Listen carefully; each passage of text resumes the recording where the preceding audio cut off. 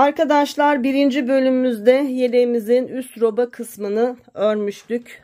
En son kollarımızı ayırmıştık ve alt bedenin şu görmüş olduğunuz haroşalarını örmeye başlamıştık. Şimdi ikinci bölümde geri kalan kısmı örerek yeleğimizi tamamlayacağız. İlk bölümün linkini şu anda seyretmiş olduğunuz videonun açıklama kısmında, hemen üst başlığın altında açıklama kısmı var. Orada linkini paylaşacağım çünkü çok videom var. Bir önceki bölümün videosunu bulamayabilirsiniz. Eğer bunu bulmakta zorlanan arkadaşlar olursa açıklama kısmını tıklayın. Hemen orada birinci bölümün linkini bulabilirsiniz arkadaşlar. Şimdi alt kısımdaki model çalışmamızı örerek yeleğimizi artık bu bölümde tamamlayalım. Evet arkadaşlar, kol altından sonra haroşa örgülerle örgümü ördüm. Bu benim için yeterli. Bakın, şuradan saydığımızda üçgenimiz bittikten sonra bir diş haroşa boyu örmüştük ve kol altını örmeye başlamıştık. 2, 4, 6, 8, 10, 12, 14, 16, tam 18 sıra haroşa boyunca örgümü ördüm. Kaç santim oldu hemen söyleyeyim arkadaşlar. Tam 8 santim uzunluğunda, şöyle tuttuğumda bakın 8 santim uzunluğunda bir örgü örmüş oldum. Şimdi 139 ilmeğimiz vardı. Tekrar bu üçgen kurulumlarına başlayacağız. Baştan sona örneği düzgün şekilde kurabilmemiz için bizim 145 ilmeğe ihtiyacımız var. Yani 6 ilmek artırmamız lazım bu etek kısmında.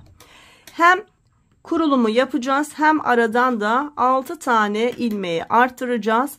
Ayrıca bu sıramız bizim aynı zamanda ilik sıramız olacak. Bakalım, son ilik çalışmasından sonra 2, 4, 6, 8, 10, tam 13 diş haroşa boyunca örgümüzü örmüşüz. 3 kez haroşamızı açtık. Şimdi bu sırada hem artıracağız, hem model kuracağız, hem de sıra sonunda 4. iliğimizi açacağız. Evet, başlayalım. Şu başlangıçta şurada yapmış olduğumuz üçgenle beraber çalışmamıza başlıyoruz. Fakat etek kısmımız olduğu için arkadaşlar, robada şu ilk sırayı başlarken önce doluyorduk, kesme yapmıyorduk, sonraki sıralarda kesme yapıyorduk. Şimdi burada kurulum yaparken özellikle buna dikkat edin. Hem kesim yapacağız hem artıracağız. Evet, başlayalım. İlk 7 ilmeğimiz ilik düğmemiz için kenar patımızdı. 1, 2, 3, 4, 5, 6, 7. Ördük. Ne yapıyorduk? Bir doluyorduk ve sonra üçgen çalışmamıza başlıyorduk. Kesmeden başlıyorduk. Şimdi keserek başlıyoruz. Bu çok önemli. Sıradaki ilk 2 ilmeğimi birlikte örerek önce kestim. Sonra 1, 2, 3, 4, 5, 6, 7 ilmek düz örgümü ördüm. 2 tane ilmeğim var. Bu 2 ilmeği de yine birlikte örerek kestim. İlk üçgenimizi çalışmış olduk. Şişime ipimi doluyorum. Şimdi haroşa çalışmamın olduğu yer vardı. Ne yapıyorduk? Bir dola, bir ör, bir dola yapıyorduk. Bunu yaptık.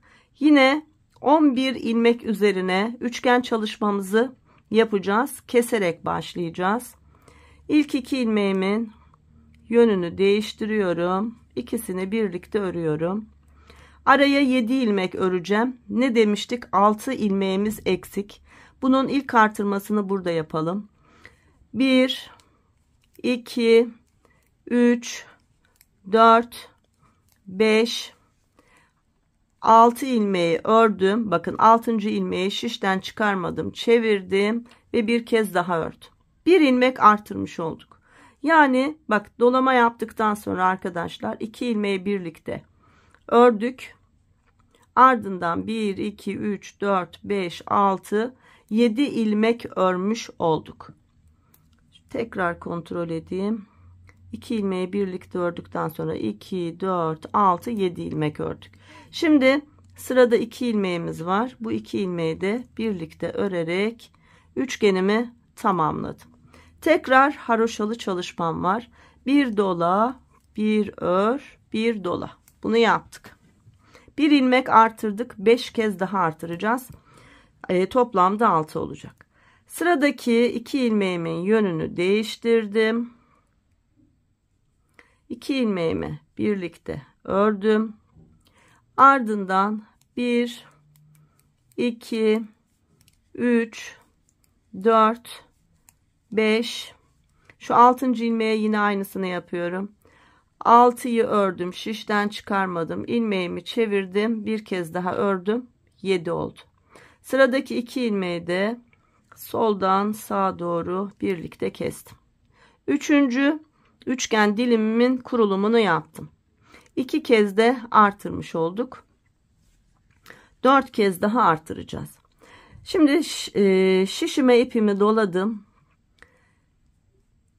Bir düz ördüm. Tekrar şişime ipimi doladım ve üçgen çalışmama başlıyorum.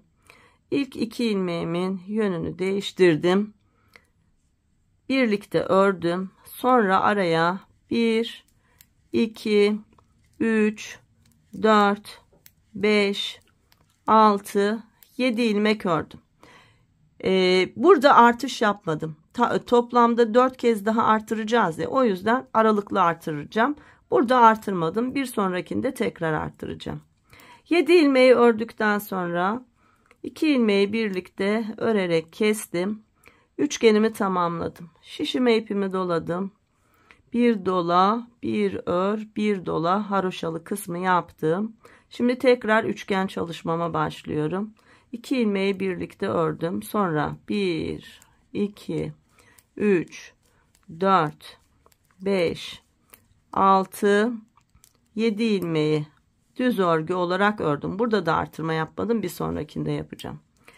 Sonra 2 ilmeği birlikte soldan sağa doğru ördüm. Tekrar üçgenimi tamamladım. Şimdi bir dola, bir ör, bir dola.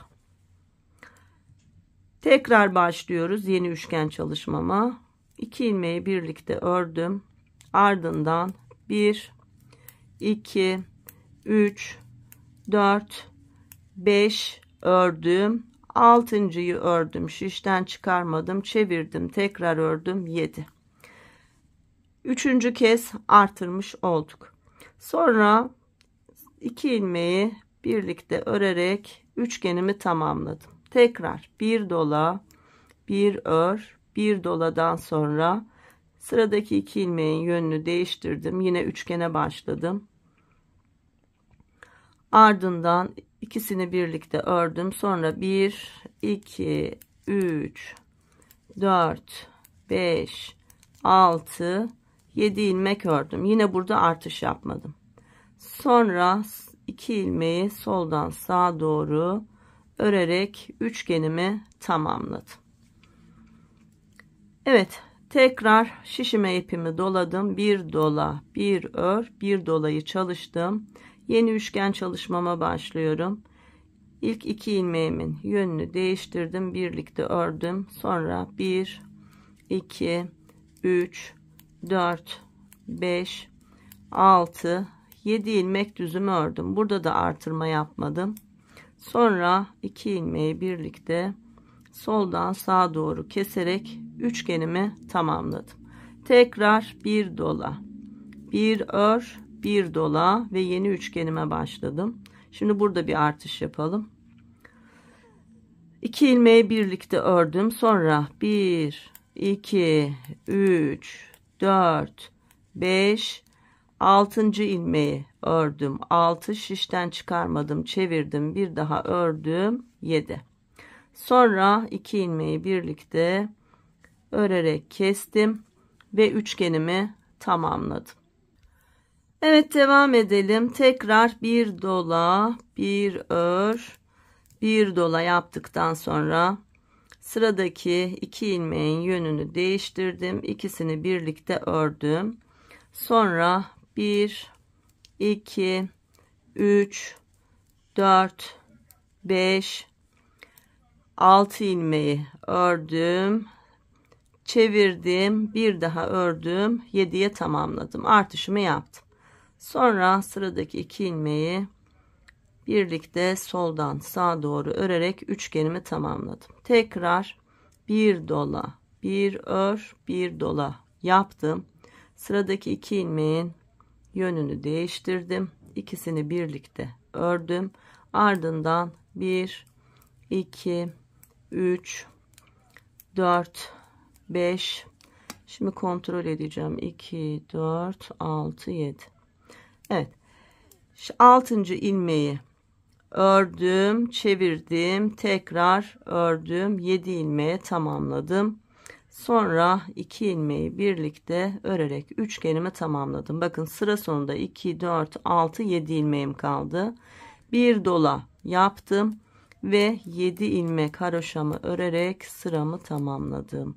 Pardon, burada ilik de açacaktık arkadaşlar. Bir dola, bir örden sonra 2, 4, 6 ilmeğim kaldı. İlk 2 ilmeği birlikte örüyorum.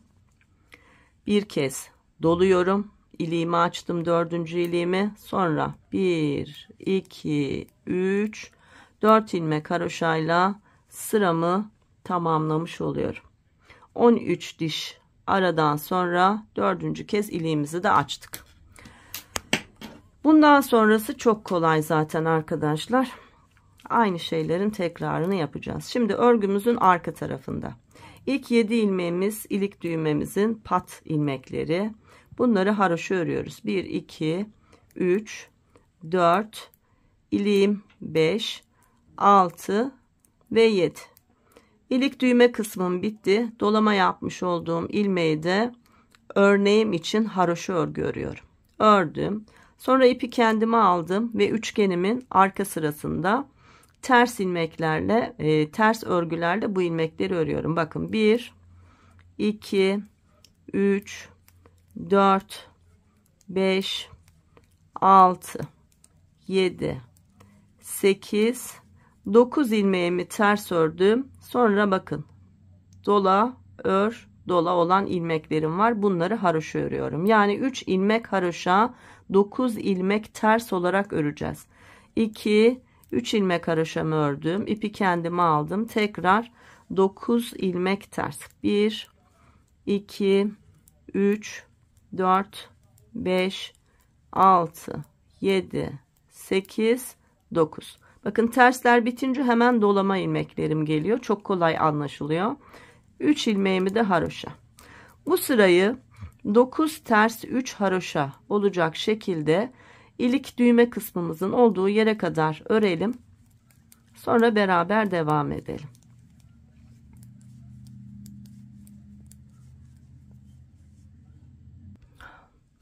Üç haroşa 9 tersle beraber sıra sonuna yaklaştım. Bakın 2, 4, 6, 7 ilmekten oluşan pat kısmım ve bir dolama yapmış olduğum ilmeğim var. En son 9 tersimi ördüm.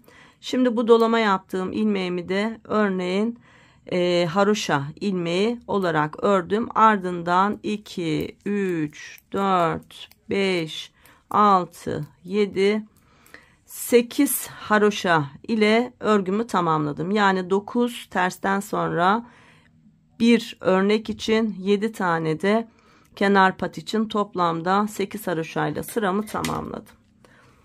Şimdi üçgenimizin ikinci sırasındayız. Zoru başardık. Artık bundan sonra çok kolay. Zaten yaptığımız şeylerin tekrarı olacak.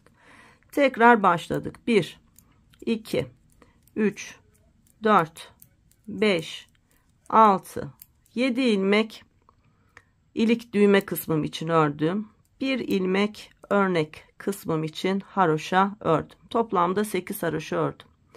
Şişime ipimi doladım. Bu arada arkadaşlar ikinci yumağıma başladım. Bakın şurada, yani bundan 2, 4, 6 haroşa sırası öncesi ilk yumağım bitti. İkinci yumağa başladım. Evet, haroşalarımı ne dedik? 8 tane haroşamızı ördük. 2, 4, 6, 8. Şişime ipimi doladım. Şimdi üçgenim var. İlk 2 ilmeğimin yönünü değiştirdim. 2 ilmeği birlikte örerek kestim. Ardından 1, 2, 3, 4, 5 ilmek düz ördüm. Bakın 2 tane düz ilmeğim kaldı. Bu 2 düz ilmeği de soldan sağa doğru birlikte örerek kestim. Üçgenimde 2, 4, 6, 7 tane düz ilmeğim kaldı. Sonra bir dola, bir ör, 2 ör, 3 ör haroşa örgü olarak bir doladan sonra 3 haroşa, tekrar bir dola ve ikinci üçgenime başlıyorum. Yine aynı şeylerin tekrarı. İlk 2 ilmeğimin yönünü değiştirdim. İkisini birlikte ördüm. Sonra 1, 2, 3, 4, 5 ilmek düz ördüm. Ardından son 2 düz ilmeğim var. İkisini birlikte örerek kestim. İkinci üçgenim bitti. Şimdi bir dola, 1, 2, 3 ilmeği haroşa ör. Tekrar bir dola ve tekrar üçgen çalışma. İlk 2 ilmeğimin yönünü değiştirdim. Sonra 1, 2, 3, 4, 5 ilmek düz ördüm. 2 düzüm kaldı. Bu 2 düzü de soldan sağa doğru kestim. Bakın 3 tane üçgenimi çalışmış oldum. Bir dola, 3 haroşa, bir dola, sonra üçgen. Bu şekilde sıramızı tamamlayalım. Evet, son üçgen dilimini beraber yapalım. Şimdi bir dola, 3 haroşa, bir dola yaptım. Son üçgen çalışmamdayım. İlk 2 düz ilmeğimin yönünü değiştirdim. İkisini birlikte ördüm. Sonra 1, 2, 3, 4, 5 ilmeğimi düz ördüğümde 2 tane düz ilmeğim kaldı. Bu 2 düz ilmeği de soldan sağa doğru birlikte ördüm. Bir doladım. Bakın daha önce artış yapmış olduğum haroşa ilmeğim var. Onu haroşa ördüm. Sonra 7 ilmek haroşam var. 7 ilmek haroşamı da örerek sıramı tamamladım. Yani bir doladan sonra 8 ilmek haroşa örgümü ördüm. Bakın 4. iliğimiz de burada. Evet, şimdi arka sırada ilk 7 ilmeğim haroşa, 1, 2, 3, 4, 5, 6, 7. Ardından 2 ilmek daha haroşa öreceğiz. 8'e tamamlayacağız. Bunlar bir önceki sıradaki haroşam ve dolama yapmış olduğum ilmeğim. 7 ve 8. İpi kendime aldım. Şimdi ters örgülerim var. 1, 2, 3, 4, 5, 6, 7 ilmek ters ördüm. Bu sırada 7 ters dolama yaptığım ilmeklerle şimdi aradaki ilmekleri haroşa örüyorum. 1, 2, 3, 4, 5 ilmek haroşa. Yani 7 ters 5 haroşa, 7 ters 5 haroşa olacak şekilde sırayı tamamlayalım ilik pat kısmımızın olduğu yere kadar. Bakın zaten dolama yaptığım ilmeklerle hemen haroşa yerim belli oluyor. 7 ters 5 ilmek haroşa. Evet, bu şekilde ilik pata kadar örelim.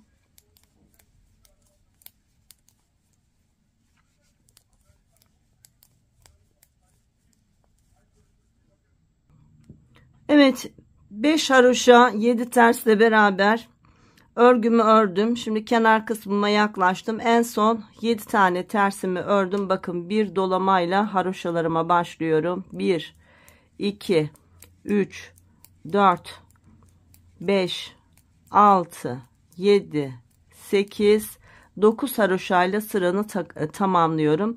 7'si ilik düğme kısmımın, ikisi örnek kısmımın ilmekleri.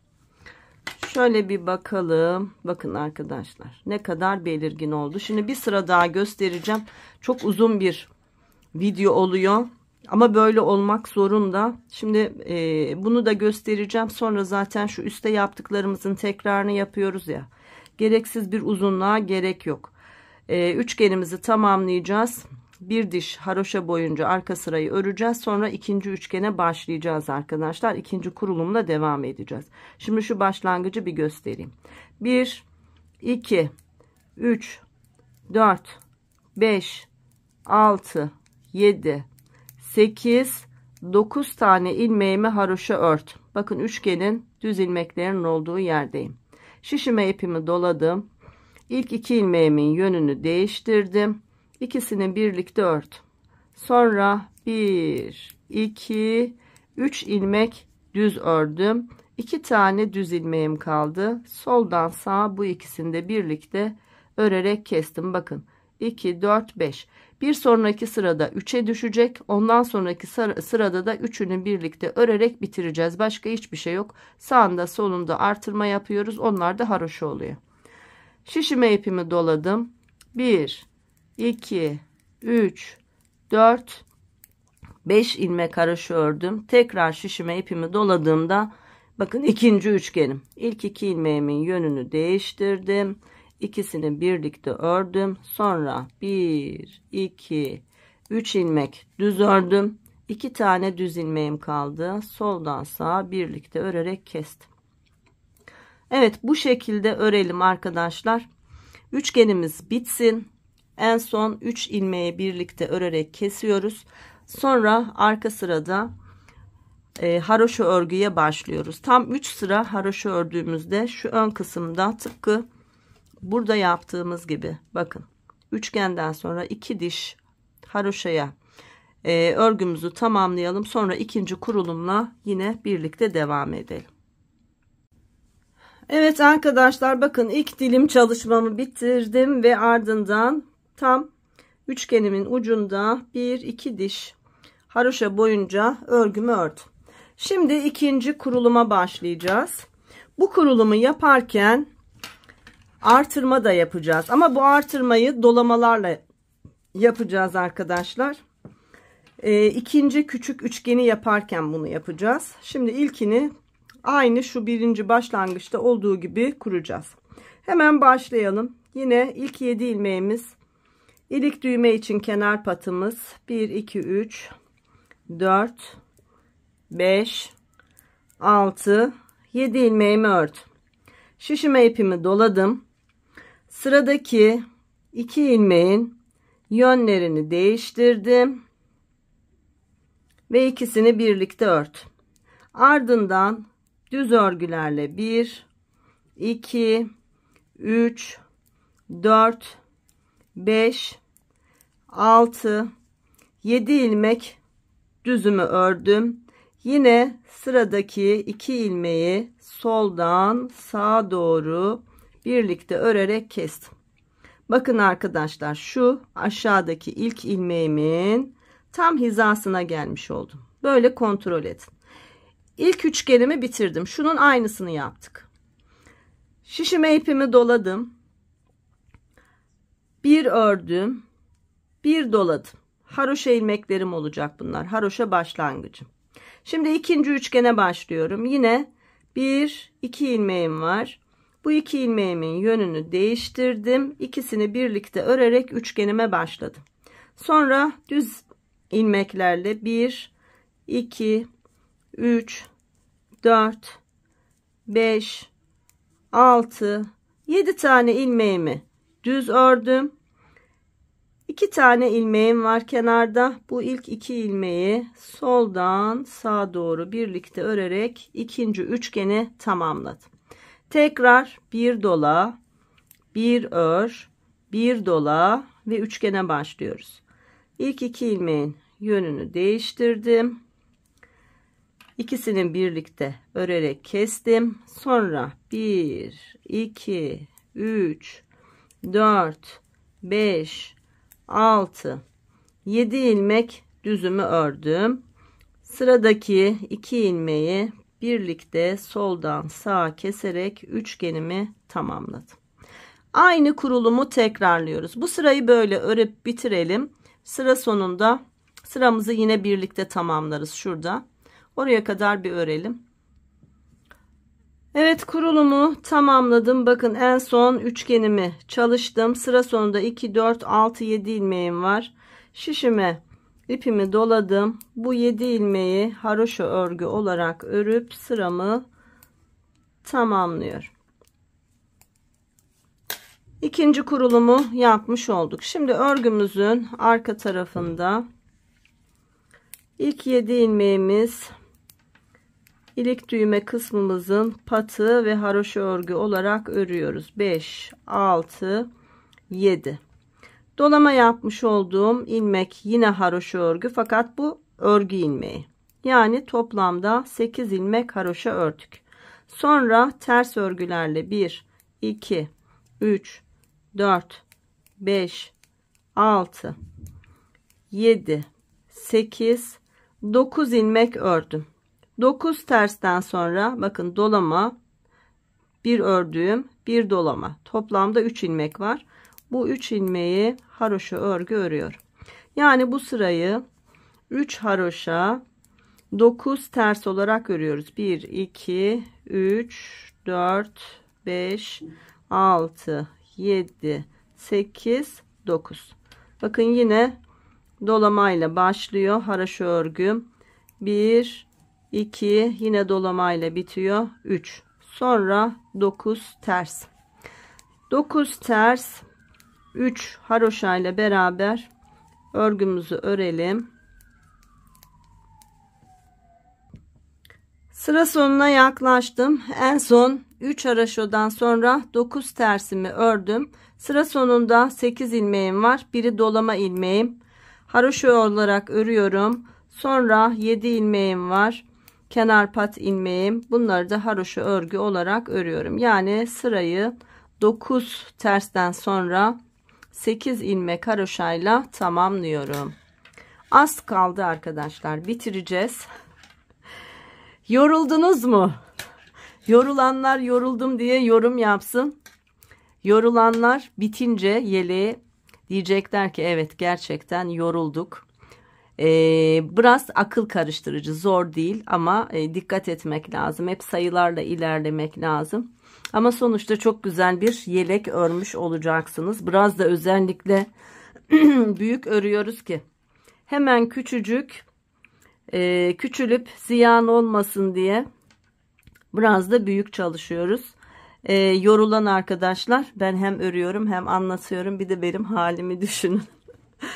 Evet, devam edelim. Şimdi bu sırada arkadaşlar ilk üçgen kurulumunu yaptık. Bakın şuradaki ikinci kurulumu hatırlıyor musunuz robada? Üçgenimizin içinde bir küçük üçgen çalışması var ya, onu çalışacağız. Çok kolay. Hemen başlayalım. 1, 2, 3, 4, 5, 6, 7 ilmek haroşa kenar patım için. Burada bir ilmek daha haroşam var. Bu da örnek için. Toplamda 8 ilmek haroşamı ördüm. Şişime ipimi doladım. Üçgenim başladı. İlk 2 ilmeğimin yönünü değiştirdim. İkisini birlikte örerek kestim. Sonra bir ilmek düz ördüm. Şimdi küçük üçgeni yapacağız. O yüzden şişimize ipimizi doluyoruz. Düz örgülerle 1,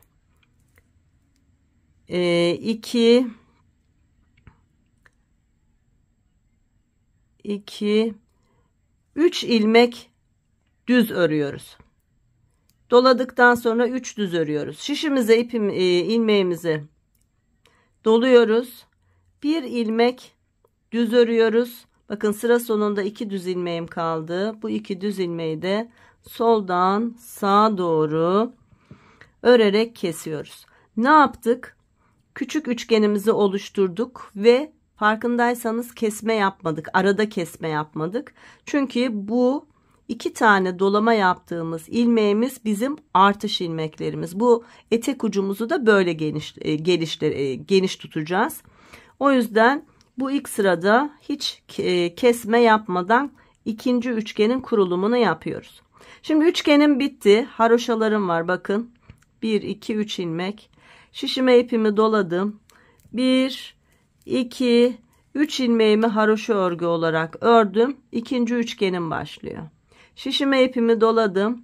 İlk 2 ilmeğimi birlikte düz olarak ördüm. Sonra bir ilmek düz ördüm. Şişime ipimi doladım. Arada 1, 2, 3 düz ilmek ördüm. Tekrar şişime ipimi doladım. Bir ilmek düz ördüm. Ardından sıra sonunda bakın 2 tane üçgenimin düz ilmeği var. İkisini birlikte örerek kestim. Büyük üçgeni küçültmeye başladık. Aradaki küçük üçgeni yuvalarını oluşturmaya başladık. Devam edelim. Bunu bir iki kez daha göstereceğim. Karıştırmayın. Şimdi üçgeni bitirdik. Haroşa ilmeklerim var 3 tane. Öncesinde şişime ipimi doladım. Sonra bu 3 ilmeğimi haroşa örgü olarak ördüm. Şişime ipimi doladım. Bakın 3. üçgenime geldim. İlk 2 ilmeğimin yönünü değiştirdim. Birlikte örerek kestim. Sonra bir ilmek düz ördüm. Şişime ipimi doladım. 1, 2, 3 ilmek düz ördüm. Şişime ipimi doladım. Bir ilmek düz ördüğümde zaten üçgenimin son 2 düz ilmeği kaldı. Bunları da soldan sağa doğru birlikte örerek kestim. Tekrar şişime ipimi doladım. 3 ilmek haroşam var. 1, 2, 3 ilmeğimi haroşa ördüm. Şişime ipimi doladım. Yine üçgen çalışmam var. Arkadaşlar bu şekilde sıra sonunda ilik pata kadar aynı şekilde örmeye devam edelim. Sırayı birlikte bitirelim. Evet, üçgen çalışmamı tamamladım. Bakın sıra sonunda 2, 4, 6, 8 ilmeğim var. En son 2 ilmeği birlikte örerek üçgenimi tamamladım. Şimdi bir doluyorum. Bu 1, 2, 3, 4, 5, 6, 7, 8 ilmeği haroşa örgü olarak örüp sıramı tamamlıyorum. Geriye dönelim.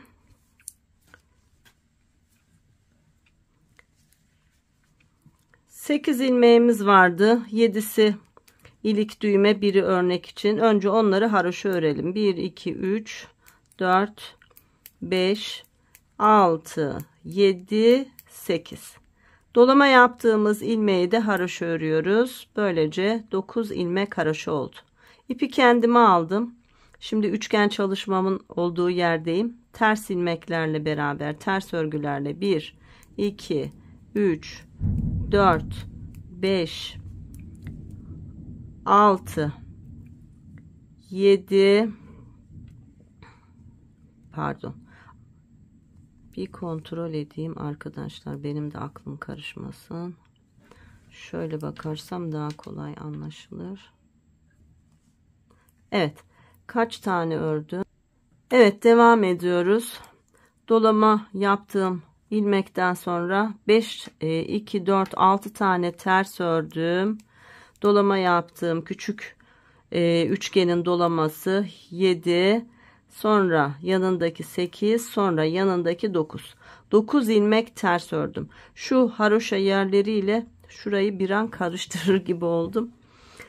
Tekrar etmek gerekirse 2, 4, 6, 8, 9 ilmek haroşa ördük. Ardından 2, 4, 6, 8, 9 ilmek ters ördük üçgenimizin. Şimdi tekrar haroşaya başlıyorum. Bakın dolama yaptığım ilmekle başlıyor. 1, 2, 3, 4, 5 ilmek haroşa. Ardından 9 ilmek ters. Bakın 1, 2, 3, 4, 5, 6 devam ediyoruz. Ben bunu haroşa artırması diye düşündüm. Acaba o mu diye. 7, 8, 9. 9 ters. 1, 2, 3, 4, 5 haroşa ile beraber kuruluma devam edelim arkadaşlar. Arka sırada 9 ters, 5 haroşa, 9 ters, 5 haroşa örerek sıra sonuna gelelim. Evet, 9 ters 5 haroşa olacak şekilde sıramı tamamladım. En son 9 tersimi ördüm. Şimdi sıra sonundayım.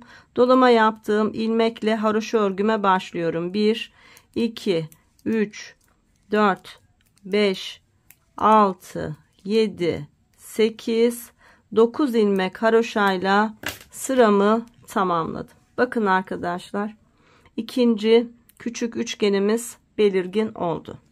Şimdi ön sırada artık küçük üçgenimizi de kesmeye başlayacağız. İlk sırada sadece dolama yaparak artışlar sağladık. Şimdi küçük üçgeni ve büyük üçgeni yine kesmeye devam edeceğiz. Haroşa örgülerle 2 3 4 5 6 7 8 9 ilmeğimi ördüm. Bakın üçgenimin olduğu yerdeyim. Şişime ipimi doladım. Üçgenimin 2 düz ilmeğini birlikte örerek kestim. Sonra bir ilmek düz ördüm. Şişime ipimi doladım. Şimdi küçük üçgeni keseceğiz. İlk 2 ilmeğini birlikte örerek kestim.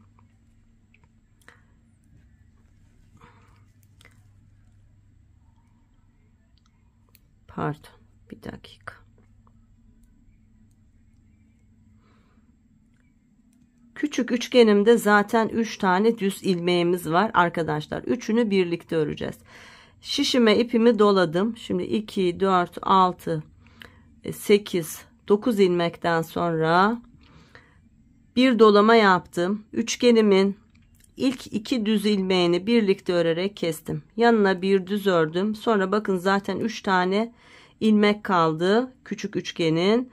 Bu üçünü birlikte örerek kestim. Tek bir ilmeğe düşürdüm. Aynı şu başlangıçta şurada olduğu gibi bakın. Aynı buradaki gibi. Sonra şişime ipimi doladım. Bir ilmek düz ördüm. Ardından 2 tane büyük üçgenimin ilmeği var. Bu ikisini de birlikte örerek kestim. Bakın kaç ilmeğim kaldı söyleyeyim. 2 4 2 4 6 7 ilmeğim kaldı büyük üçgende.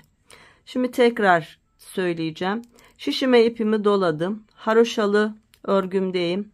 1 2 3 4 5 ilmek haroşamı ördüm. Şişime ipimi doladım. Şimdi büyük üçgeni ve küçük üçgeni göstereyim arkadaşlar. Şöyle bakın. 2 4 6 8 9 ilmeğimiz var. Önce büyük üçgenin ilk 2 ilmeğini yönlerini değiştirerek kestim. Ardından bir ilmek düz ördüm. Sonra şişime ipimi doladım. Zaten küçük üçgenin 3 ilmeği var.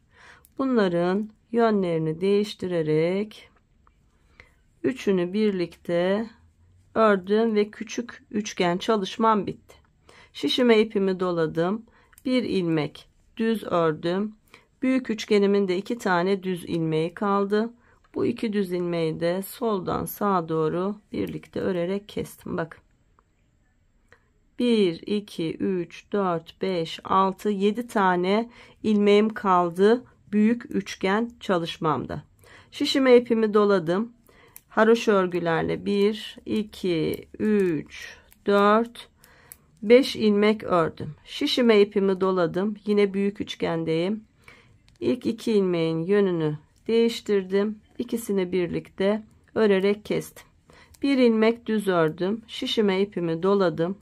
Küçük üçgenin 3 tane düz ilmeği var.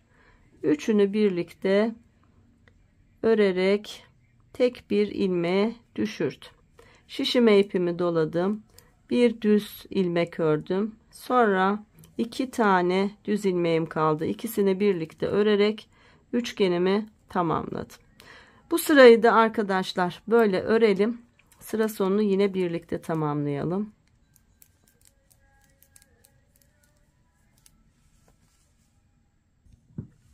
Sıra sonunda son bir üçgenim var. Bunu da yine birlikte çalışalım. En son Bir dola 1 2 3 4 5 haroşayı ördüm. Tekrar bir doladım. Şimdi üçgen çalışmama başladım. İlk 2 ilmeğimin yönlerini değiştirdim. Birlikte ördüm. Sonra bir ilmek düz ördüm. Şişime ipimi doladım. Küçük üçgenimin 3 düz ilmeği var. Yönlerini değiştirdim. Üçünü birlikte örerek kestim. Tekrar şişime ipimi doladım. Bir düz ilmek ördüm. Üçgenimin 2 düz ilmeği kaldı. Bunları da soldan sağa doğru birlikte örerek kestim. Üçgen çalışmalarım bitti. Şişime ipimi doladım. 1 2 3 4 5 6 7 8 9 ilmek haroşamı örerek sıramı tamamladım. Şimdi geriye dönüyoruz. Haroşa örgülerle başlayalım. 1 2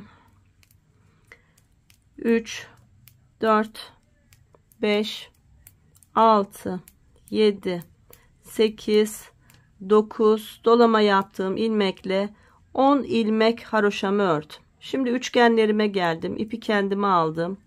1 2 3 4 5 6 7 ilmek ters ördüm. Üçgenim bitti.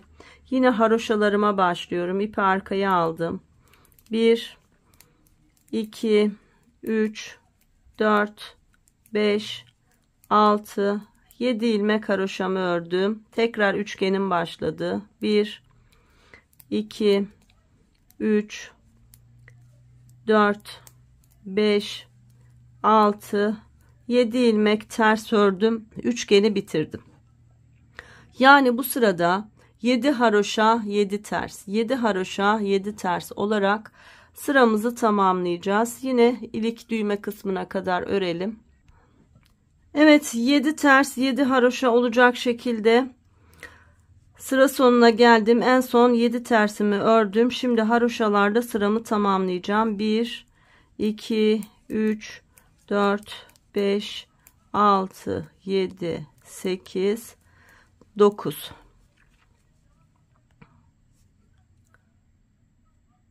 2 4 6 8 tam 10 tane haroşa ilmeği örerek sıramızı tamamladık. Bakın şuradan başladık. 2 4 6 8 10.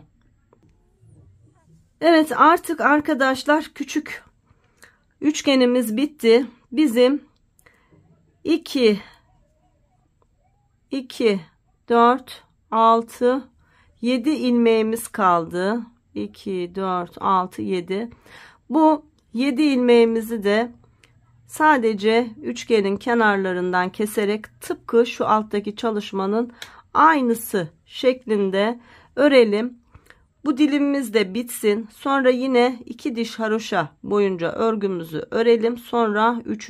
dilimle devam edelim. Hatta başlangıcını bir göstereyim, içime sinmedi. Şimdi en son 10 haroşayla sırayı tamamlamıştık. Örgümüzün düz tarafında 2 4 6 8 10 haroşayla örgüye başladık. Şişimize ipimizi doladık. Bakın haroşa üçgenlerimizin 7 ilmeği var. İlk ikisinin yönünü değiştirdim ve birlikte ördüm. Ardından 1 2 3 ilmek düz ördüm. 2 tane yine üçgenimin düz ilmeği kaldı. Bunları da birlikte örerek kestim. Bakın şimdi 1 2 3 4 5 tane düz ilmeğim kaldı. Şişime ipimi doladım.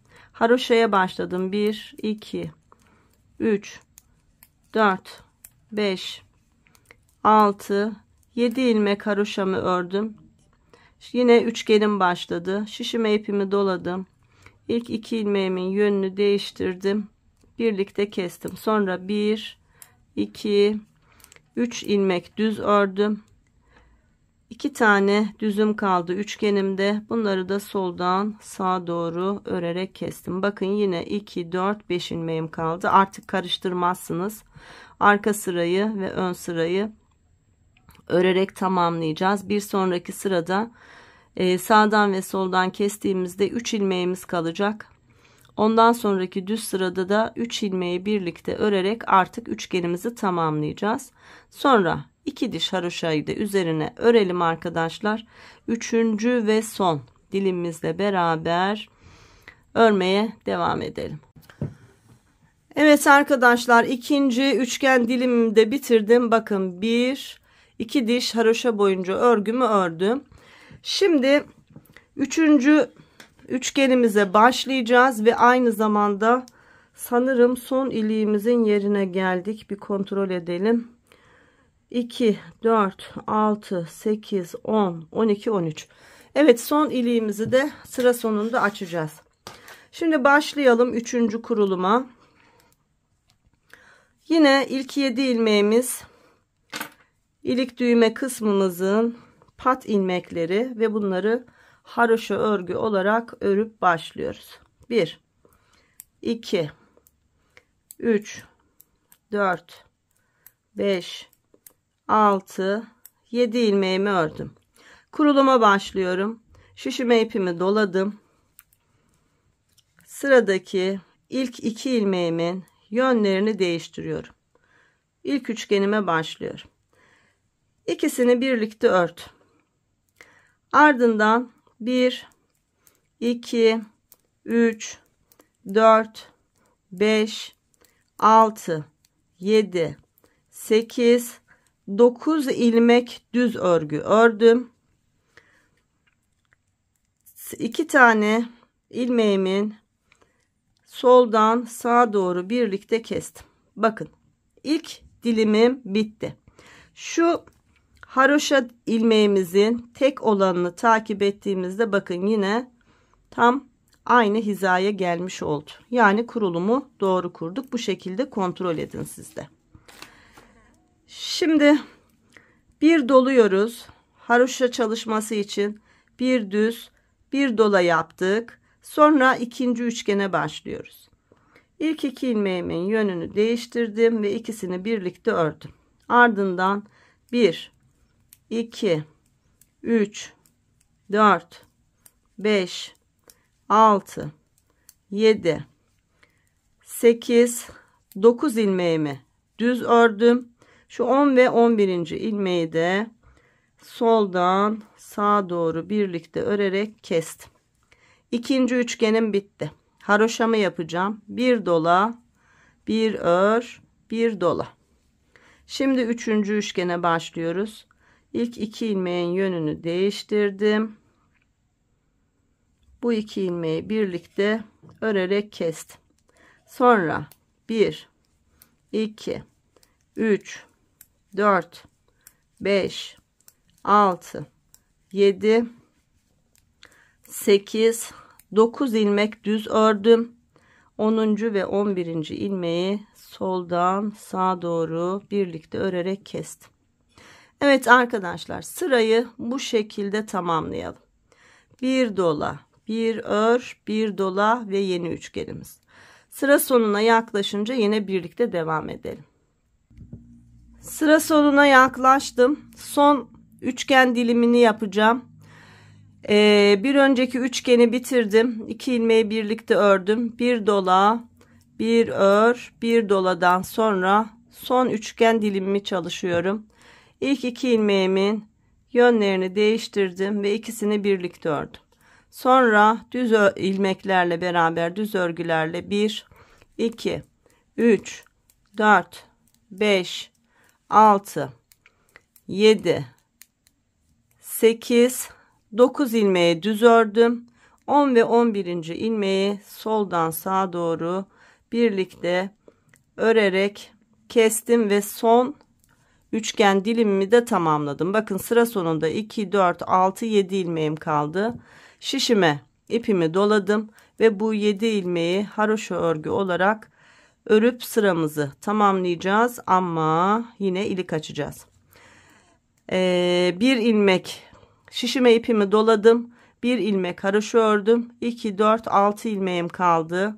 2 ilmeği birlikte örerek kestim. 4 ilmeğim var.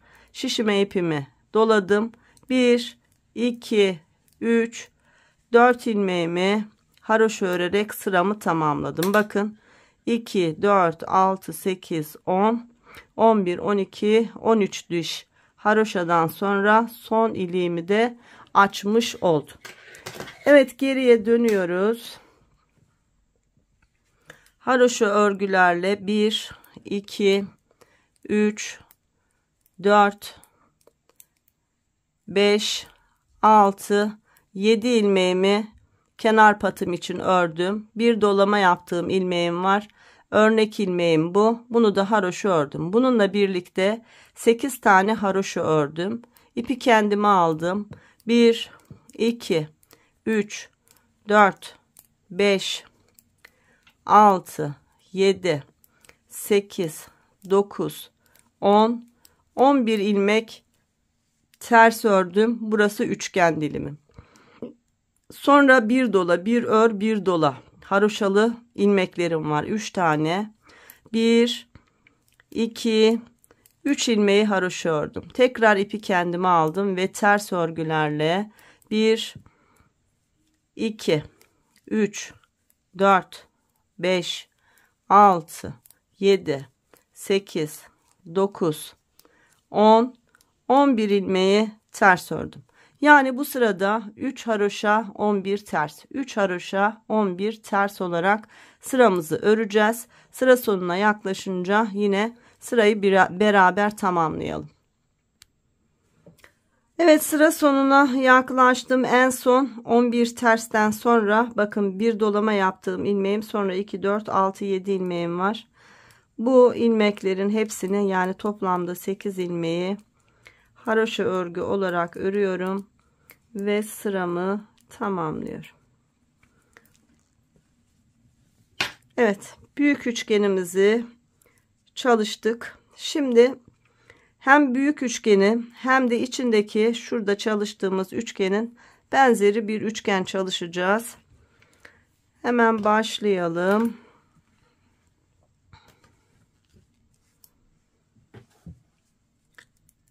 Bir, 2, 3, 4, 5, 6, 7 ilmek kenar patım için haroşamı ördüm. Bir ilmekte örneğim için haroşamı ördüm. Bakın 11 ilmekten oluşan 2, 4, 6, 8, 10, 11 ilmekten oluşan düz ilmeklerim var. Bunlar üçgen ilmeklerim. Hemen bir doluyorum. Düz ilmeklerimin ilk ikisinin yönünü değiştirdim ve birlikte örerek kestim. Buradan büyük üçgenin kesimini yaptım. Sonra bir ilmek düz örüyorum, bir doluyorum. 1, 2, 3, 4, 5 ilmek düz örüyorum, bir doluyorum, bir ilmek düz örüyorum. 2 tane üçgenimin ilmeği kaldı. Soldan sağa doğru bu 2 ilmeği de kesiyorum. Bakın buradan kestik, buradan kestik. Şu arada bir dolama, 5 düz, bir dolamayla da şu küçük üçgenin bir büyüğünü kurduk. Burada 3 ilmekten kurmuştuk. Burada 5 ilmekten kurduk.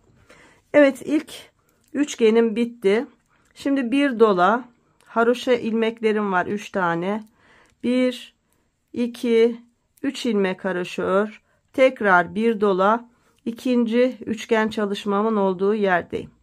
İlk 2 ilmeğimin yönünü değiştirdim. İkisini birlikte ördüm. Sonra bir ilmek düz ördüm. Bir doladım. 1, 2, 3, 4, 5 ilmek ördüm. Bir doladım. Bir düz ördüm. 2 tane üçgenimin düz ilmeği kaldı. Bunları da soldan sağa doğru kestim. Bir dola, 3 ilmek haroşam var. 1, 2, 3 ilmeğimi haroşa ördüm. Tekrar bir doladım. Üçüncü üçgenime başladım. Son kez gösteriyorum. İlk 2 ilmeğin yönünü değiştirdim. Birlikte örerek kestim. Sonra bir ilmek düz ördüm. Bir doladım. 1, 2, 3, 4, 5 ilmek düz ördüm, bir doladım, bir düz ördüm ve 2 tane ilmeğim kaldı. Bu 2 ilmeği de soldan sağa doğru örerek kestim. Evet, sıramızı bu şekilde tamamlayalım. Sıra sonunda yine beraber devam edelim. Evet, bakın son üçgenimi de çalıştım. Şimdi bir doladım. 2, 4, 6, 7 ilmek ilik düğmem için, bir ilmek de örneğim için ilmeklerim var. Yani toplamda 8 ilmek. Bu 8 ilmeği haroşa örgü olarak örüyorum ve sıramı tamamlıyorum. Geriye dönüyoruz.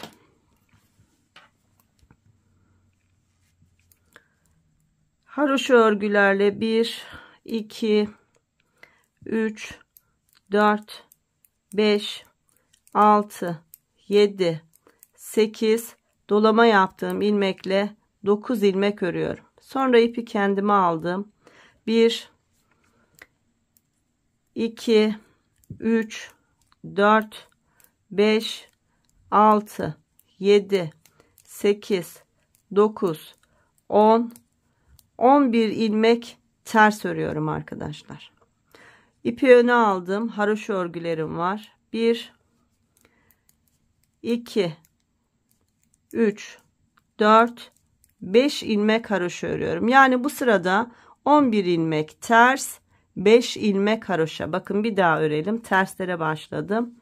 1, 2, 3, 4, 5, 6, 7, 8, 9, 10, 11 ilmek ters. Bakın ajurlarım burada. Haroşa buradan başlıyor.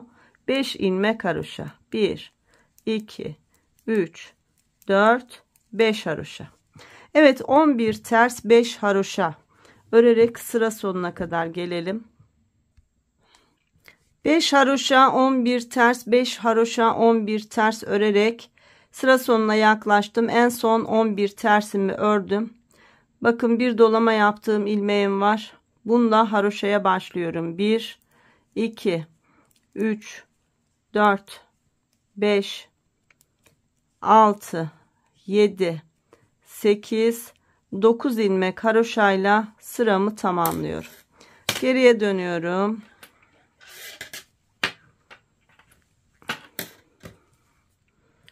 Şimdi örgümüzün ön tarafındayız. Yine büyük üçgenden ve küçük üçgenden kesim yapacağız.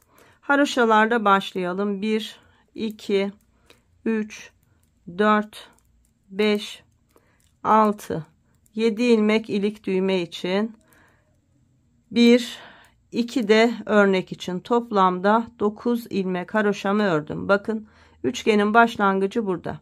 Şişime ipimi doladım. 2 düz ilmeğim var. İlk 2 düz ilmeğimin yönünü değiştirdim. Birlikte ördüm.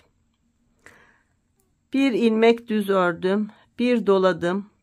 Şimdi küçük üçgenimin ilmekleri var. İlk 2 ilmeğin yönünü değiştirdim. İkisini birlikte ördüm. Ardından bir düz ilmek ördüm. Küçük üçgenimin 2 ilmeği daha var. Bunları da soldan sağa doğru birlikte örerek kestim. Bir doladım. Bir düz ördüm. Büyük üçgenin son 2 ilmeği soldan sağa doğru ikisini birlikte örerek kestim. Devam ediyoruz. Şimdi üçgenlerimiz var. Bir dola, 1, 2, 3, 4, 5 ilmek haroşa ördüm. Haroşalar ters üçgen olarak ilerliyor. 3'tü, 5 oldu arkadaşlar. Şişime ipimi doladım. İkinci üçgen çalışmamdayım. Bakın ilk 2 ilmeğimin yönünü değiştirdim ve ikisini birlikte ördüm. Sonra bir ilmek düz ördüm. Şişime ipimi doladım. Burada küçük üçgenimin ilmekleri var. İlk 2 ilmeğin yönünü değiştirdim. İkisini birlikte ördüm. Sonra bir düz ilmek ördüm. Küçük üçgenimin son 2 düz ilmeği burada. Onları da soldan sağa doğru ikisini birlikte ördüm. Küçük üçgende 1 2 3 tane düz ilmeğim kaldı. Şişime ipimi doladım. Bir ilmek düz ördüm. Büyük üçgenin son 2 ilmeği soldan sağa doğru birlikte örerek kestim. Bir tane daha çalışayım. Anlaşılır olsun. Şişime ipimi doladım. Haroşa ilmeklerim var. 1 2 3 4 5 ilmek haroşamı ördüm. Büyük üçgenime geldim. Şişime ipimi doladım. İlk 2 ilmeğin yönlerini değiştirdim. İkisini birlikte ördüm. Yanındaki ilmeği bir düz ilmek ördüm. Şişime ipimi doladım. Sıradaki 2 ilmeğin yönünü değiştirdim. İkisini birlikte ördüm. Bir düz ilmek ördüm. Sonra sıradaki 2 ilmeği birlikte soldan sağa doğru ördüm. Küçük üçgenimin ilmekleri bunlar. 1 2 3. Şişime ipimi doladım. Bir ilmek düz ördüm. Sıra sonunda bakın 2 tane düz ilmeğim kaldı. Büyük üçgenimin ilmekleri soldan sağa doğru ikisini birlikte ördüm ve kestim. Sırayı böyle tamamlayalım. Sıra sonunu beraber bitirelim. Evet, sıra sonuna geldim. Bakın son üçgenimi çalıştım. Şimdi şişime ipimi doladım. 1 2 3 4 5 6 7 8 9 ilmek haroşayla sıramı tamamladım. 7'si ilik düğme için, 2 tanesi örnek çalışmam için, yani şurası için. Şimdi arka sıradayız.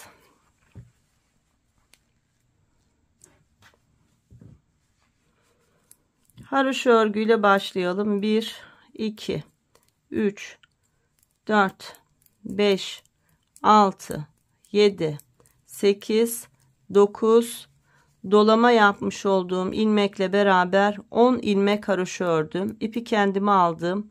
Üçgenimin ters ilmeklerini öreceğim. 1 2 3 4 5 6 7 8 9 ilmek ters ördüm.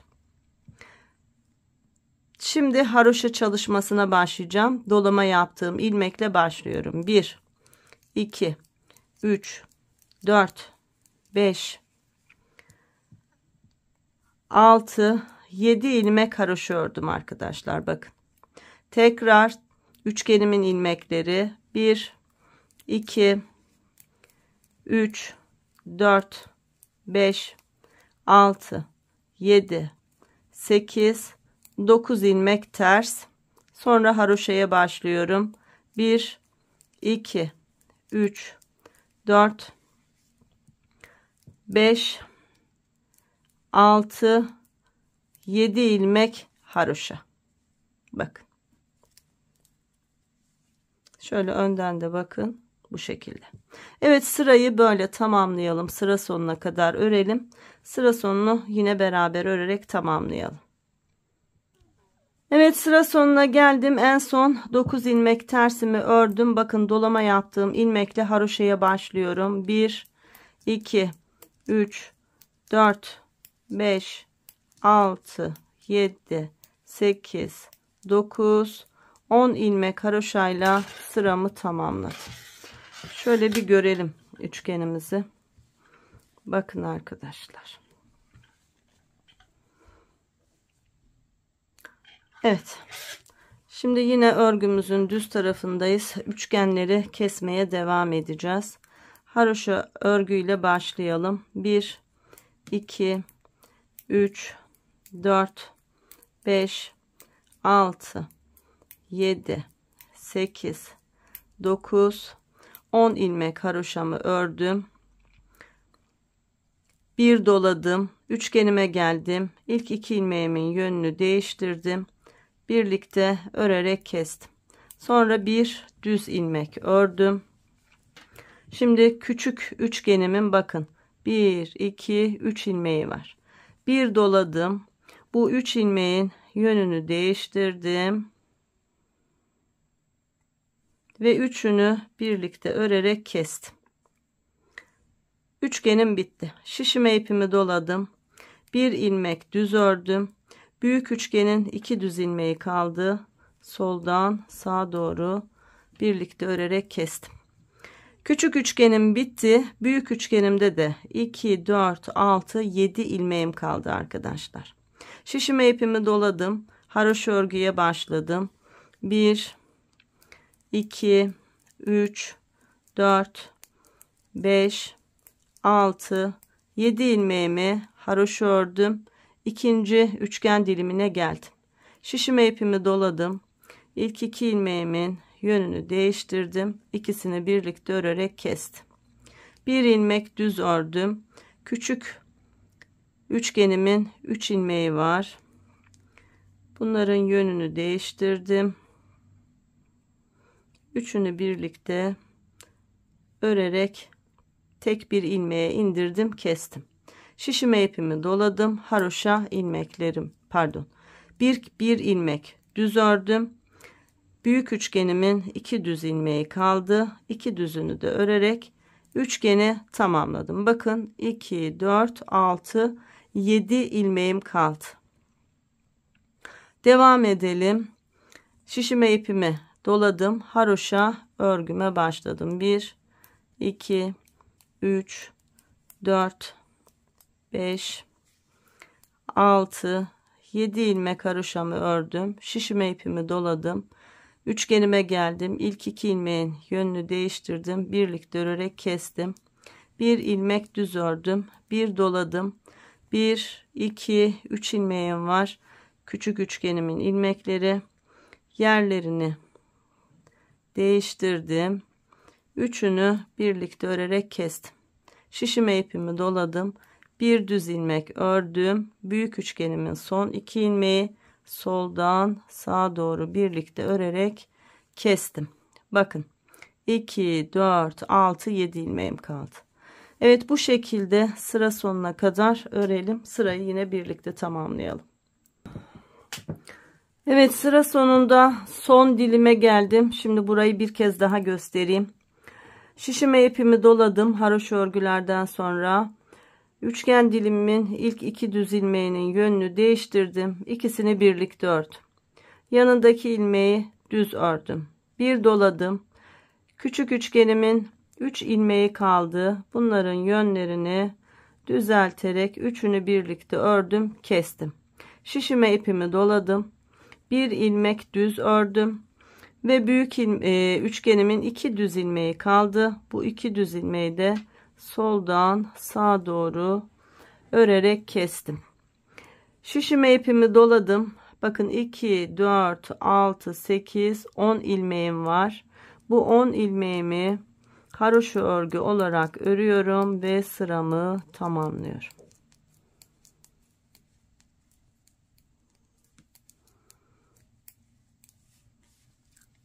Bakın. Geriye dönelim. Haroşa örgülerle ilmeklerimizi örelim. 1, 2, 3, 4, 5, 6, 7, 8, 9, 10. Dolama yaptığım ilmekle 11 ilmeğimi haroşa ördüm. İpi kendime aldım. 1, 2, 3, 4, 5, 6, 7 ilmek ters ördüm üçgenim için. Sonra haroşalara başladım. 1, 2, 3, 4, 5, 6, 7, 8, 9 ilmek haroşa ördüm. Tekrar ters ilmeklerime başladım. 1, 2, 3, 4, 5, 6, 7 ilmek tersimi ördüm. Yani bu sırada 7 ilmek ters, 9 ilmek haroşa olacak şekilde örelim, sıramızı tamamlayalım. Evet arkadaşlar, 9 haroşa 7 ters, 9 haroşa 7 ters örerek geldim. En son sıra sonunda 7 tersimi ördüm. bir dolamayla başlayan ilmeğimi haroşayla örmeye başladım. 1 2 3 4 5 6 7 8 9 10 11 ilmek haroşayla sıramı tamamladım. Evet arkadaşlar, zoru başardık. Artık sadece büyük üçgenimizin 7 ilmeği kaldı. Bunu da sağından solunda örerek bitireceğiz. Çok yoruldum. Gözlerim yoruldu. Beynim zaten error yaptı. Birazdan alev alacak.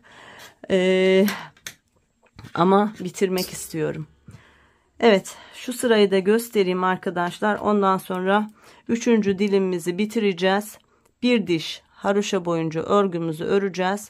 Sonra şu kolumuzdaki üçgen çalışmalarının aynısını etek ucuna uygulayarak ya Rabbi şükür deyip yeleği bitireceğiz arkadaşlar, ama çok güzel olacak, göreceksiniz, bayılacaksınız. Evet, başlayalım. 1 2 3 4 5 6 7 8 9 10 11 ilmek haroşamı ördüm. Şişime ipimi doladım. Üçgen çalışmamın olduğu yerdeyim. İlk 2 ilmeğimin yönünü değiştim. 2 ilmeği birlikte örerek kestim. Sonra 1 2 3 ilmek düz ördüm. 2 tane ilmeğim kaldı üçgenimin. Bunları da soldan sağa doğru birlikte örerek kestim. Bakın 1 2 3 4 5 tane ilmeğim kaldı üçgenimde. Şişime ipimi doladım. Haroşalara başladım. 1 2 3 4 5 6 7 8 9 ilmek haroşamı ördüm. Tekrar üçgen çalışmamdayım. İlk 2 ilmeğimin yönünü değiştim. İkisini birlikte ördüm. Ardından 1 2 3 ilmek düz ördüm. 2 tane ilmeğim kaldı üçgenimde. Bu ikisini de birlikte örerek kestim. 1 2 3 4 5 tane.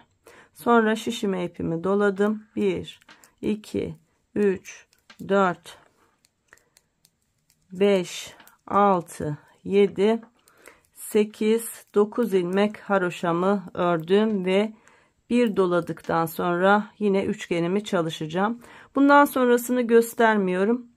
Artık 5 ilmeğimiz kaldı. Bir sonraki sırada 3 ilmeğimiz kalacak. Bir sonraki sırada da 3 ilmeği birlikte örerek bitireceğiz. Sonra arka sırada haroşa ördüğümüzde bir diş haroşa tam üçgenimizin ucunda oluşmuş olacak. Ondan sonra da şu kenar üçgen, küçük üçgen çalışmalarıyla da etek ucumuzu çalışıp bitireceğiz arkadaşlar. Benim pilim bitti. Şimdi oraya kadar örelim. Ondan sonra beraber yine devam edelim. Arkadaşlar 3. dilimimi de tamamladım. Sonra bir diş haroşa olacak şekilde arka sırayı ördüm. Kocaman bir yelek oldu. Şişten çıkınca göreceksiniz. Hem çok güzel hem de tam sizin istediğiniz gibi böyle jumbo boy bir yelek çalışmış olduk. Şimdi kol altında yapmış olduğumuz üçgen çalışmasının aynısını etek ucunda uygulayacağız. 1 2 3 ilmeğimi örüyorum. Geriye dönüyorum. İlk ilmeğim boş. İkinci ve üçüncü ilmeğimi haroşa örüyorum. Tekrar geriye dönüyorum. İlk ilmeğimi boş aldım. İkinci ve üçüncü ilmeğimi haroşa ördüm. Ve bir ilmek ilave ettim. 4'e tamamladım. Geriye döndüm. İlk ilmeğim boş. 2 3 ve 4. ilmekleri haroşa ördüm. Tekrar döndüm. İlk ilmeğim boş. 2 3 ve 4. ilmeklerimi haroşa ördüm. Bir ilmek daha ilave ettim. 5 ilmeğim oldu. Geriye döndüm. İlk ilmeğim boş. Ardından 2, 3, 4, 5. ilmeğimi haroşa ördüm. Tekrar döndüm. İlk ilmeğim boş. 2, 3, 4, 5. ilmeğimi haroşa ördüm ve bir ilmek ilave ettim. 2, 4, 6 ilmeğimiz oldu. Geriye döndüm. İlk ilmeğim boş. 2, 3, 4, 5 ve 6. ilmeğimi haroşa ördüm. Tekrar geri döndüm. Bakın üçgenimiz oluştu. Şimdi tekrar ilk ilmeğim boş. 2, 3, 4, 5, 6. ilmeğimi haroşa ördüm. Bir ilmek ilave ettim ve 7'ye tamamladım. 2, 4, 6, 7. Geriye döndüm. İlk ilmeğim boş. 2, 3, 4, 5, 6, 7. ilmeğimi haroşa ördüm. Şimdi geriye dönüyoruz ve kesiyoruz. İlk üçgenimiz bitmiş olacak. İlk ilmeğimi boş aldım. İkinci ilmeğimi haroşa ördüm. Arkadaki ilmeği üzerinden geçirdim. Birinci kez kestim. Sıradaki ilmeğimi ördüm. Arkadaki ilmeği üzerinden geçirdim. İkinci kez kestim. Ördüm, kestim 3. Ördüm, kestim 4. Ördüm, kestim 5. Ördüm, kestim 6. Şimdi ilmeği buraya taşımak için 7. kez kesiyoruz. Ördüm, kestim 7. Bakın ilk dilim oluştu. Bir tane daha yapalım. Şimdi bu 1, sonra 2, 3 ilmeğe haroşa örgü olarak tamamladım. Geriye döndüm. İlk ilmeğim boş. İkinci ve üçüncü ilmeği haroşa ördüm. Geriye döndüm. İlk ilmeğim boş. İkinci ve üçüncü ilmeği haroşa ördüm. Bir ilmek ilave ettim. 4 etti. Geriye döndüm.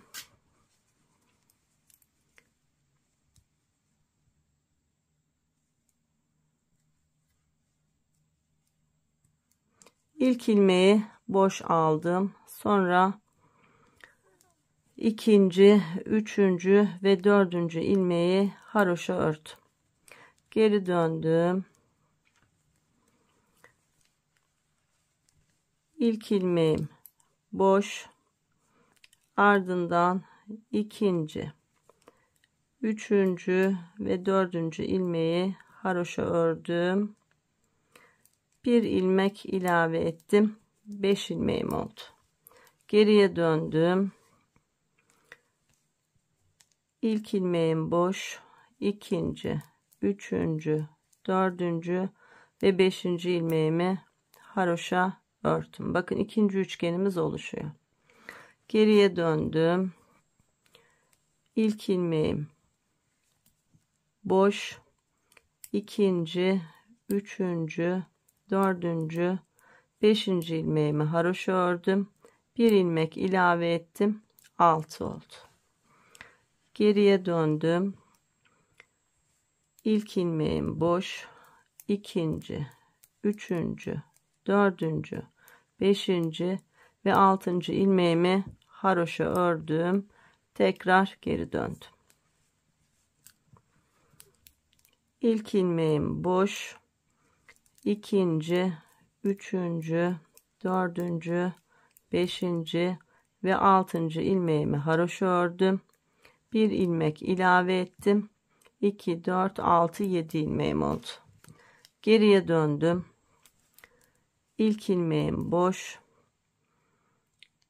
İkinci, üçüncü, dördüncü, beşinci, altıncı ve yedinci ilmeğim haroşa olarak ört. 7'ye tamamladık. Şimdi kesiyoruz. İlk ilmeği boşaldım. İkinci ilmeği ördüm. Arkadaki ilmeği üzerinden geçirdim 1. İkinci ilmeği ördüm. Arkadaki ilmeği üzerinden geçirdim 2. Ördüm, kestim 3. Ördüm, kestim 4. Ördüm, kestim 5. Ördüm, kestim 6. Son olarak şişteki ilmeğe kaydırma yapıyorum. Ördüm, kestim 7. Bakın 2 tane üçgenimiz oluştu. Sonra 1 2 ilmek daha örüyoruz. 3'e tamamlayıp dönüyoruz. Hep aynı şeylerin tekrarını yaparak var olan ilmeklerimizin tamamını bu şekilde üçgenler halinde örelim. Son dilim çalışmasında yine beraber devam edelim. Arkadaşlar bütün eteği aynı şekilde üçgen dilimler örerek tamamladım. Bakın son dilimim. Sırada 7 tane ilmeğim kaldı. Önce 3, sonra 4, sonra 5, sonra 6, sonra 7. ilmeği alarak bütün ilmeklerimi örmüş oldum. Şimdi keserek bitiriyorum. İlk ilmeğimi boşaldım. İkinci ilmeğimi ördüm. Arkadaki ilmeği üzerinden geçirdim. Sıradakini ördüm, kestim. Sıradakini ördüm, kestim. Sıradakini ördüm, kestim. Sıradakini ördüm, kestim. Son bir ilmeğim var. Onu da ördüm ve kestim.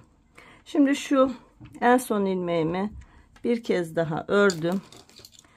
İpimi biraz uzun bırakarak kestim ve çalışmamı bitirmiş oldum. Örgümüzün arka tarafında şimdi bu kesmiş olduğum ipimi yürüterek gizleyeceğim. Tertemiz bir çalışma olmuş olacak. Düğmelerimi de diktim arkadaşlar. Beyaz inci düğme kullandım. Çok da yakıştı. İkinci ipimden de arkadaşlar bakın çok az ipim kaldı. Yani 1,5 yumaktan biraz fazla ip kullanmış olduk. Şimdi kocaman bir yelek çalıştık. Bakın düğmelerim 13 diş haroşa arayla düğmelerimi de diktim. Biraz uzun sürdü. Siz de yoruldunuz. Anlatırken ben de yoruldum ama harika bir yelek oldu arkadaşlar. Kocaman oldu. Şu kameramı bir ayarlayayım. Yeleğimin bütününü bir görelim. En boy ölçüsünü de vereyim. Böylece bu güzelliği de tamamlamış olalım. Evet arkadaşlar bakın kadrana zor sıkıştırdım. Görmüş olduğunuz gibi kocaman ve çok güzel bir çalışma oldu. Kalıbımız çok güzel arkadaşlar. En boy ölçümüz çok güzel. Kol evi ölçümüz yine öyle. Yani her şeyle 4 dörtlük bir çalışma olmuş oldu. Şimdi uzunluk ölçüsünü size söyleyeyim. Şöyle yaka ucundan tuttuğumda arkadaşlar tam 37 santim uzunluğumuz var. Hiç robayı bozmadan şurayı biraz daha uzatarak bunu 1-2 yaş daha büyütebilirsiniz. Yani haroşa örgülerimiz var ya, bunu 20, 22, 24 sıraya tamamlayıp uzatıp yine aşağı kısmını birebir aynı örerseniz rahat 2-3 yaş oynar. Kol altımızın genişliği 31 santim. Şu uçtan uca eteğimizin genişliği de arkadaşlar tam 46 santim. Kocaman bir çalışma olmuş oldu. Şöyle ön ortadan ölçtüğümde de 34 santim uzunluğumuz var. Kol evi genişliğimi söyleyeyim. Tam 13 santim kol evi genişliğim var. Harika bir yelek oldu arkadaşlar. Rahat 3-4 belki 5 yaşın giyilebileceği büyüklükte. Bakın Arkası ayrı güzel, önü ayrı güzel. Biraz uğraştırdı, biraz zahmetli bir çalışmaydı ama bitince ve görünce değdiğini fark ettim. Beni de gerçekten anlatımda oldukça zorlamıştı bu çalışma. Ama gerçekten çok güzel oldu. Özellikle kız bebekler için model arayan arkadaşlar ve 1 yaştan büyük yelek isteyen arkadaşlar mutlaka bu modeli örsünler. Sadece dikkat etmeleri gereken şey sayılar arkadaşlar. Yoksa hep haroşa örgü, düz örgü, ters örgü, kes dola, bu kadar, bundan ibaret. Ben çok keyif alarak anlattım ve ördüm. Umarım aynı keyifle örersiniz. Modeli küçük örmek isteyen arkadaşlar olabilir. Yapmanız gereken sadece ipinizi inceltmek arkadaşlar. Alize'nin Happy Baby serisini kullanabilirsiniz. 100 gramı 330 metredir. Eliniz çok bolsa 3 numara, eliniz sıkıysa 3,5 numarayla örerek daha küçük boyda bu yeleği çalışmanız mümkün. Hiç sayılarınızla oynamanıza gerek yok arkadaşlar. Evet, bir anlatımın daha sonuna geldim. Her şey gönlünüzce olsun. Hoşça kalın.